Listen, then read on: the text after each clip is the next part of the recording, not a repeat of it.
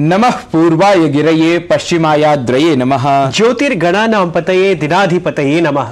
सूर्यवत् तेजस्विनः मनस्विनः भारतवासिनः पुनः एकवारं भवतां सर्वेषां स्वागतम् एतस्मिन् संस्कृति संवलिते वार्तावलीति संस्कृत भाषिके कार्यक्रमे। अहमस्मि गवीश द्विवेदी। अहमपि अत्र उपस्थितः नीतीश भारद्वाजः। तत्र भवतां सर्वेषां स्वागतार्थं वार्तावली प्रस्तुत्यर्थं च। दर्शकाः, पर्वप्रिये अस्माकीने देशे पर्वणामस्ति बाहुल्यम्। एतेषु पर्वदिनेषु वयं भारतीयाः ऊर्जान्विताः उत्साहान्विताः च भवामः। पञ्चदिनात्मकस्य दीपावली पर्वणः अनन्तरम् एतस्मिन् सप्ताहे अस्ति आचर्यमाणं छठ नामधेयं सूर्यषष्ठी महापर्व। सत्यं, सूर्यषष्ठी महापर्वणः शुभकामनाः तत्र भवद्भ्यः सर्वेभ्यः अपि। साम्प्रतं वार्तावली कथाक्रमस्य अनुसारं प्रस्तुमः अद्यतनाङ्कीयं सुभाषितम्। बन्धनं मरणं वापि जयो वापि पराजयः उभयत्र समो वीरः वीरभावो हि वीरता।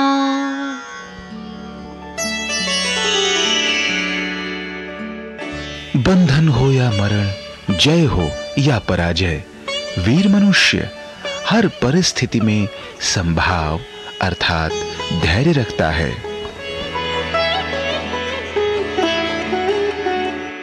One who is courageous maintains his calm in every situation, be it bondage or death, victory or defeat. साधु, वस्तुतः अत्यन्तं प्रामाणिकानि भवन्ति एतानि रत्नसंज्ञकानि सुभाषितानि। अस्तु, प्रामाणिकाः भवन्ति अस्माकं दूरदर्शन समाचार वाहिन्या प्रकाशिताः वार्ताः अपि। यतः अस्माकम् उद्देश्यं केवलं वार्ताः, पूर्णाः वार्ताः इति भवति, तावत् अधुना वयं देशस्य किं वा विदेशस्य अपि पक्षद्वय समन्विताः वार्ताः घटनाः च अत्र प्रदर्शयामः। तदर्थमेव अत्र प्रस्तूयन्ते विगत साप्ताहिकीः प्रमुखाः चेताः च काश्चन वार्ताः।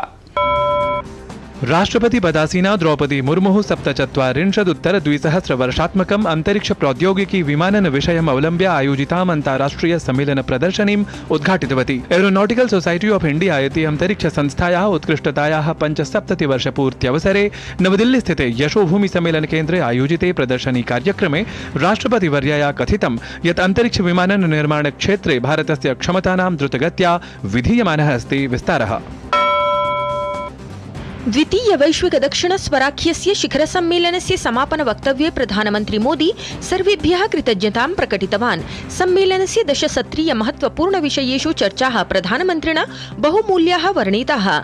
10 प्रमुखाः संविभक्ताः प्राथमिकताः आगामिकाले पारस्परिक सहयोगस्य मार्गं प्रशस्तं करिष्यन्ति इति प्रधानमन्त्री प्रतिपादितवान्।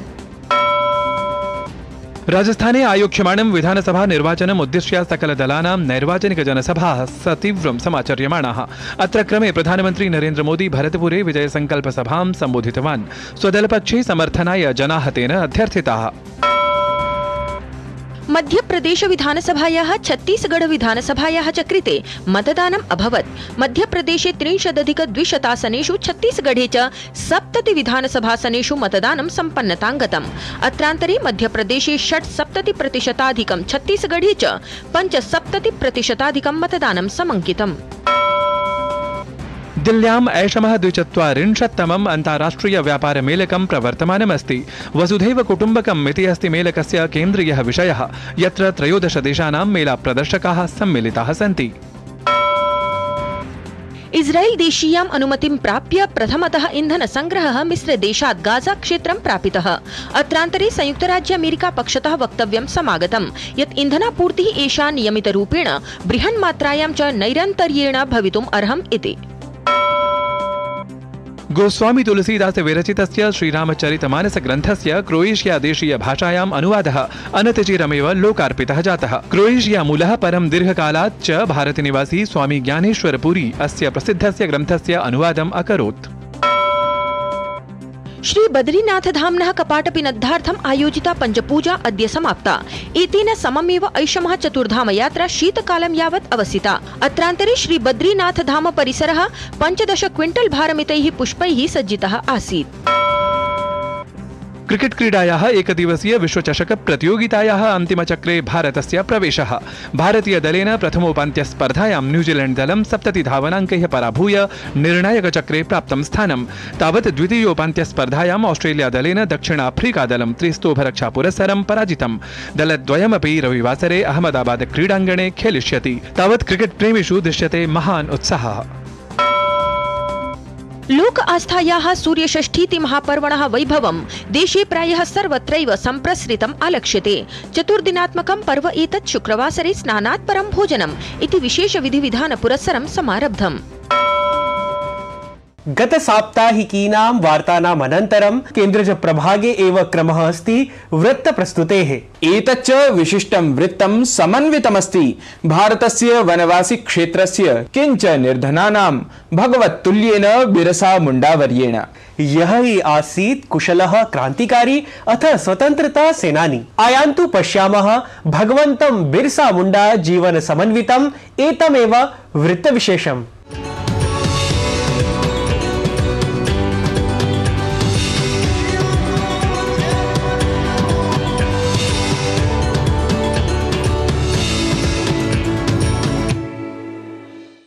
उलिहातुः झारखण्डस्य खूंटी जनपदे स्थितः एकः लघुः ग्रामः, यत्र गतशताब्द्याः 75तमे वर्षे नवंबर मासस्य 15 दिनाङ्के जन्मलेभे देशस्य महान् पुत्रः भगवान् बिरसा मुण्डाः। तस्यामेव लघुग्राम वीरधरायां स्वीयां नमनाञ्जलिं प्रस्तोतुं सद्यः पूर्वमेव सम्प्राप्तः प्रधानमन्त्री नरेन्द्र मोदी। आज का दिन सौभाग्य से भरा हुआ है। मैं कुछ देर पहले ही भगवान बिरसा मुंडा की जन्मस्थली उलिहातु से लौटा हूं। उनके परिजनों से भी बड़ी सुखद मुलाकात हुई है। देशस्य महान् वीरपुत्रः भगवान् बिरसा मुण्डाः तदा स्वीयं साहसबलं प्रदर्शितवान् यदा ब्रिटानिया शासनद्वारा कृषकाः आदिवासिनः च बलात् पीड्यन्ते स्म। जनजातीयानां विरोधे जायमाने अन्यायविरोधे भगवान् बिरसा मुण्डाः वर्षाणि यावत् सततं समाचरितवान् सुदृढं संघर्षम्। इतः एव समारब्धा जनजातीय जनानां गौरवावहा जीवनगाथा।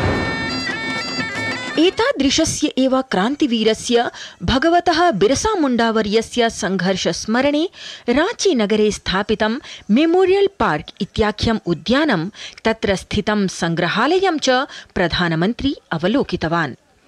जनजाति समुदाय समुद्धारकस्य भगवतः बिरसा मुण्डावर्यस्य स्मरणे निर्मितः एषः संग्रहालयः तत्र स्थाने स्थापितः अस्ति यत्र धरती आबा नाम्ना ख्यातिप्राप्तः भगवान् बिरसा मुण्डाः आङ्ग्लैः बलात् बन्दीकृतः।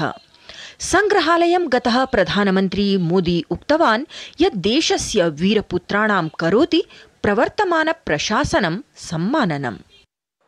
मुझे संतोष है कि आजादी के 75 वर्ष होने पर अमृत महोत्सव के दौरान हमने ऐसे वीर वीरांगनाओं को याद किया, उनकी स्मृतियों को अगली पीढ़ी तक पहुंचाया।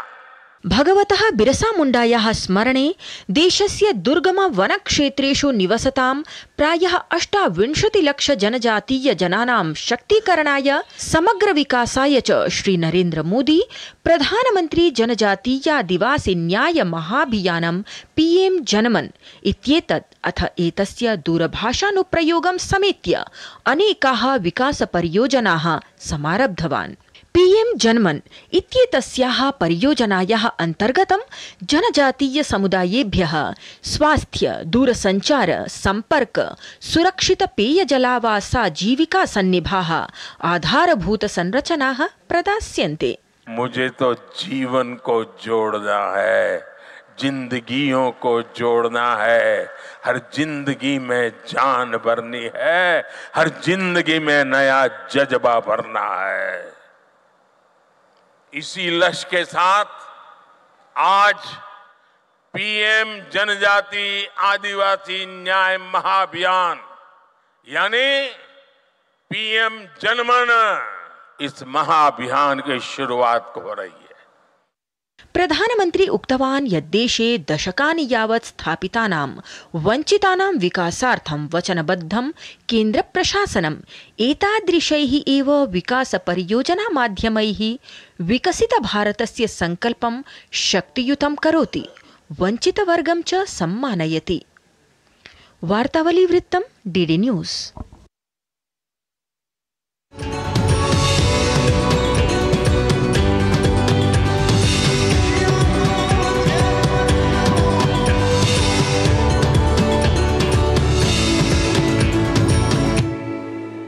शोभनमिदं वृत्तम्। अधुना वार्तावली क्रमे अग्रे सरामः, प्रविशामः च तृतीया प्रभागे। दर्शकाः, भवन्तः तु जानन्ति एव यत् एतस्मिन् प्रभागे सविशेषं समाहूयते कश्चन प्रमुखः संवादातिथिः। आयान्तु तर्हि अवलोकयामः कः अस्ति एतस्मिन् अंके विशिष्टः अतिथिः, कः च अस्ति प्रमुखः संवादविषयः।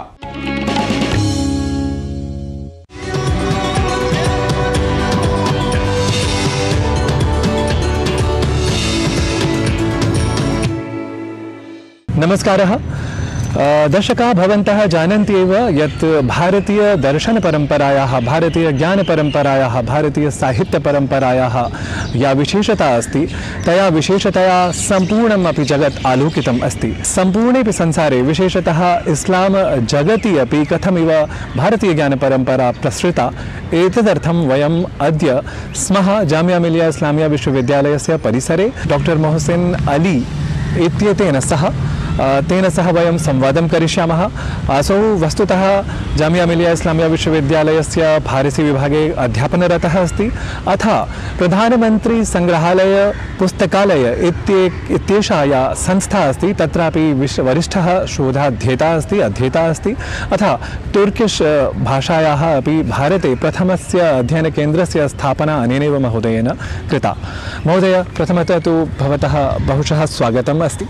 स्वागतम्। मम प्रथमः प्रश्नः अस्ति यत् संस्कृत जगत् वस्तुतः इस्लाम जगत् अपि बहु किमपि प्रभावितवान् इति सर्वे जानन्ति एव। तत् कथमिव प्रभावितवत् संस्कृतम् इत्येतस्मिन् विषये अहं प्रथमतः ज्ञापितामः। मैं थोड़ा एक ऋग्वेद का एक श्लोक कोट करना चाहता हूँ। संगच्छध्वं संवदं समवो मनानसी जानताम। इस श्लोक से बेसिकली हम ये सीखने को मिलता है कि साथ मिलें, बात करें, साथ चलें और एक तरह की सोच बनाएं। भारत जो है आज नहीं, आदिकाल से विश्वगुरु के रोल को प्ले करता रहा है। ठीक है, ये आज की कोई नई बात नहीं है कि भारत जो है विश्वगुरु बन रहा है। भारत शुरू से विश्वगुरु रहा है और इसकी जो साहित्य हैं और स्पेशली जो संस्कृत के जो वर्क्स हैं, इसने ना कि सिर्फ मुस्लिम साम्राज्य को, मुस्लिम जगत को, बल्कि यूरोप के सभ्यता को भी प्रभावित किया है। अगर इसकी बात अगर हम कहें तो सबसे पहले मैं आपको 5वीं या 6वीं शताब्दी में लेके जाना चाहूँगा, जहाँ पे खुसरो अनुशीरवान एक ईरान का बादशाह था। उसने अपने वज़ीर बुरजुई को इंडिया भेजा था और यहाँ पे बुरजुई ने जो है ना पंचतंत्रा, जो कि विष्णु शर्मा की रचित किताब है, और उसको उसने जो है ना सबसे पहले उसने पहलवी लैंग्वेज में ट्रांसलेशन किया। और पहलवी के बाद फिर 7th-8th सेंचुरी में जो है इब्न मुकफ़ा जो है उसको अरबिक में ट्रांसलेट करते हैं। तो पंचतंत्रा पहले पहलवी में हुआ, फिर अरबिक में हुआ, और अरबिक में होने के बाद ये पूरे विश्व में पंचतंत्रा आज विश्व के कम से कम 50 भाषाओं में इसका तर्जुमा हो चुका है। तो शुरुआत वहाँ से होती है तर्जुमे की। अब जब हम बात करते हैं कि 8वीं और 9वीं सदी की, जब अब्बासिद खलीफ का ज़माना आता है, जिसमें कैलिफ हारून अल रशीद और मामून तरह के लोग होते हैं, तो इन्होंने इराक़ में एक बैतुल हिकमा इस्टेब्लिश किया। बैतुल हिकमा को बेसिकली अगर हम कहें तो हाउस ऑफ विजडम, जहाँ पे पूरे विश्व से जो है वो स्कॉलर्स को बुलाए जाते थे और वहाँ पे वो ट्रांसलेशन का काम शुरू किया गया। तो हिंदुस्तान चूँकि शुरू से ही खगोल शास्त्र, ज्योतिष विद्या, चिकित्सा, गणित में काफ़ी आगे रहा है, तो यहाँ से स्कॉलर्स को, विद्वानों को बुलाया गया वहाँ पे, और वहाँ पे बुला करके के किताबों का तर्जुमा कराया गया, जो कि अरबिक में हुआ। और उसमें जो है सबसे बड़े जो ये कहलाते हैं खालिद बिन बरमक, बर्मक इज़ बेसिकली जो है वो बर्मक नहीं कहेंगे, ये basically he was a converted Muslim from Buddhism and इनका नाम प्रमुख था। तो चूँकि फ़ारसी में ब नहीं होता है, ठीक है, अरबिक में ब नहीं होता है, फ़ारसी में प होता है, तो इस तरह से अरबिक में बर्मक हुआ, प्रमुख से ये बर्मक हुए। एंड इन्होंने वहाँ पे जो है ना प्राइम मिनिस्टर के रोल प्ले किए, प्राइम मिनिस्टर के पद पे कार्यरत रहे और कार्यरत रहने के बाद इन्होंने हिंदुस्तान से बहुत सारे विद्वानों को आमंत्रित किया और आमंत्रित करने के बाद जो है वहाँ पे तर्जुमे का काम शुरू हुआ, जिसमें ब्रह्म सिद्धांता जो है जो बुक है वो उसका तर्जुमा होता है, ठीक है। उसके बाद जो है ये जो आप ये कह सकते हैं कि बहुत सारे फिजिशियंस यहाँ से बुलाए जाते हैं, वेद मनका और कनका, ये जो दो वेद होते हैं, ये वाद्य जो होते हैं वो आकर के वहाँ पे तर्जुमे का काम करते हैं और इस तरह से काफ़ी सारे एस्ट्रोलॉजी पे, मैथमेटिक्स पे, एस्ट्रोनॉमी पे, लॉजिक पे, फिलॉसफी पे काम तर्जुमे का शुरू होता है। तो इस तरह से संस्कृत की किताबों का पहला जो काम शुरू होता है वो बैतुल हिकमा से शुरू होता है और इराक में ये शुरू होता है और उसके बाद से जो है ट्रांसलेशन का सिलसिला कभी रुकता नहीं है। और इसके बाद जो है बहुत सारे ऐसे हैं जो ट्रैवलर्स, जोग्राफर्स, ठीक है, जो हिंदुस्तान आते हैं, जिसमें दमिश्की का नाम आता है, इब्न बतूता, अल-बिरूनी का नाम आता है, इब्न बतूता का नाम आता है, ये हिंदुस्तान आते हैं, ठीक है, सल्तनत पीरियड में, सल्तनत पीरियड से थोड़ा पहले भी, और आकर के जो है ये तर्जुमे का काम करते हैं। भवता यथा उक्तं यत् अनेके यात्रिणः, अनेके विद्वांसः अरब जगतः सम्बद्धाः ये सन्ति, अरब जगतः सम्बद्धाः येऽपि सन्ति। वस्तुतः ते अपि बहु किमपि प्रभावितवन्तः, नाम संस्कृतपरम्पराम् उज्जीवितवन्तः तत्र तत्र। अहं ज्ञातुकामः यत् तेषु एव विद्वत्सु एकः अल्-बेरूनी यः आसीत्, वस्तुतः असौ एव प्रथमः प्राच्यविद्, इंडोलॉजिस्ट यत् आङ्ग्लभाषायां वयं वदामः, सः आसीत्। वस्तुतः तस्य या प्रसिद्धिः अस्ति इंडोलॉजिस्ट प्राच्यविद् रूपेण, सा प्रसिद्धिः कथमिव? अल-बेरूनी जो है 1017 में महमूद गजनवी के साथ इंडिया आते हैं और आकर के जो है ना वो चूँकि उनको लिंग्विस्ट थे, मल्टीलिंगुअल थे, ठीक है, ऑलरेडी उनको अरबिक आती थी, फारसी आती थी, ठीक है, उन्होंने यूनानी भी सीखी थी और इस तरह से वो आकर के यहाँ पे संस्कृत का अध्ययन करते हैं सबसे पहले, चूँकि उनको ऐसा लगता है कि संस्कृत से अध्ययन से जो है ना हिंदुस्तान के कल्चर को, सभ्यता को वो ज़्यादा अच्छी तरह से समझ सकते हैं। तो इस तरह से इसलिए उन्होंने एक अपनी किताब लिखी है तारीख़ हिंद या किताबुल हिंद, अरबिक में लिखी इन्होंने, ठीक है, और ये पहला मुस्लिम विद्वान था इन्होंने ग्रंथ का भी अध्ययन किया। ग्रंथ में अगर हम जैसे कहें कि वेद पुराना, ठीक है, भगवद गीता, फिर आपको पतंजलि, ठीक है, योग पे लिखा, और इन्होंने जो अपनी किताबुल हिंद में बेसिकली हिंदुस्तान का कोई भी ऐसा जैसे चाहे वो रीति रिवाज हो, चाहे शादी हो, चाहे खान पान का हो, चाहे समाज हो, चाहे धर्म हो, ठीक है, चाहे हिंदुस्तान की आर्थिक स्थिति हो, ठीक है, उस पर सब पे इन्होंने चर्चा की है। यहाँ पे तक कि इन्होंने वर्ण व्यवस्था पे भी चर्चा की, बट वर्ण व्यवस्था जैसे यहाँ पे जो है वहाँ पे फारस की भी वर्ण व्यवस्था को कंपेयर करते हैं, लेकिन इन्होंने एक जगह जो अछूत की जो बात है, वो अछूत की बात पे इन्होंने ये कहा है कि वायु और सूरज, ये संसार में कुछ भी ऐसा नहीं होता जो अपवित्र या अछूत होता है।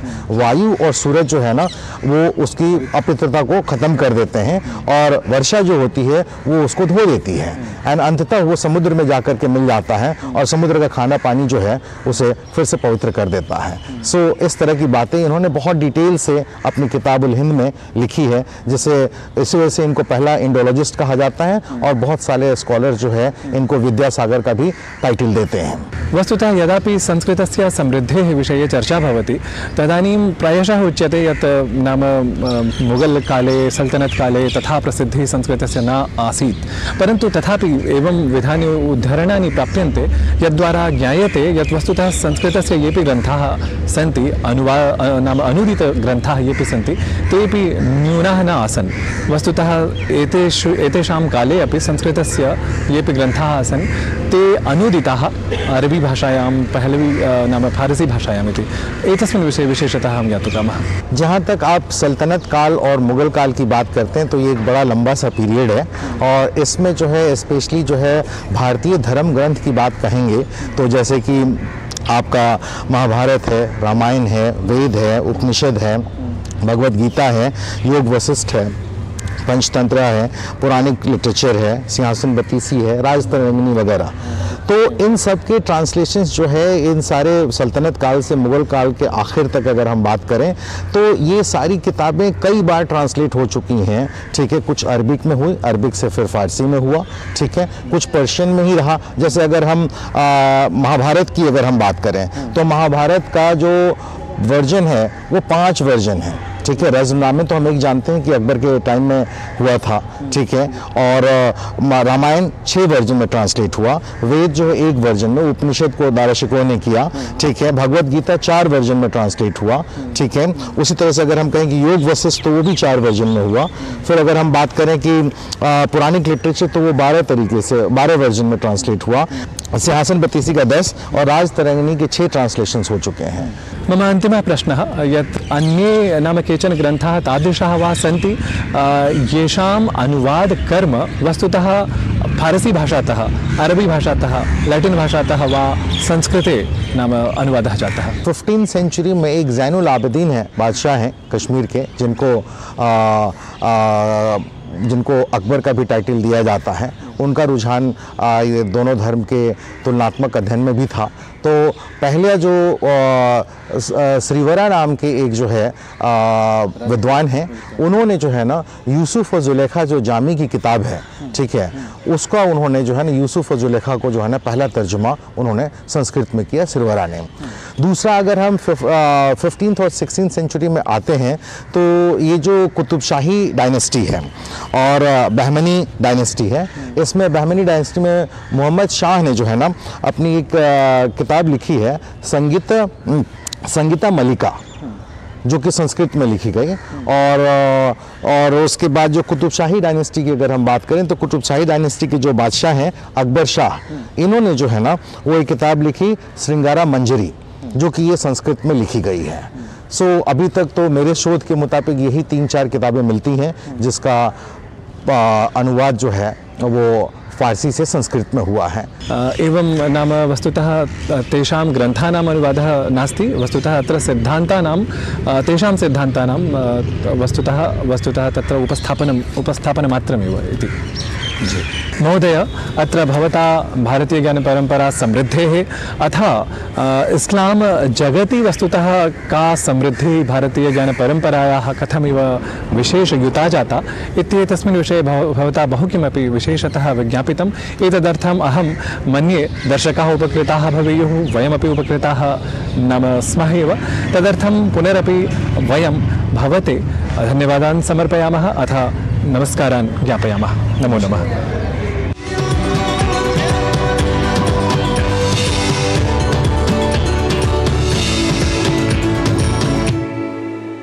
रुचिकरः अस्ति एषः संवादः विषयः च, परं कालः ननु बध्नाति अस्मान्, अतः अर्धहोरावधिकः कालः शीघ्रमेव समाप्तप्रायः प्रतिभाति मे। तत्र भवतां सर्वेषां मनोरञ्जनाय आनन्दाय च गीत प्रस्तुतिम् एताम् आस्वादयन्तः महापर्वाचरणेन च सह वार्तावलीं पोषयन्तः भवन्तः निरामयाः सन्तिष्ठन्ताम्। आगामिनि अङ्के पुनः मिलामः। नमो नमः।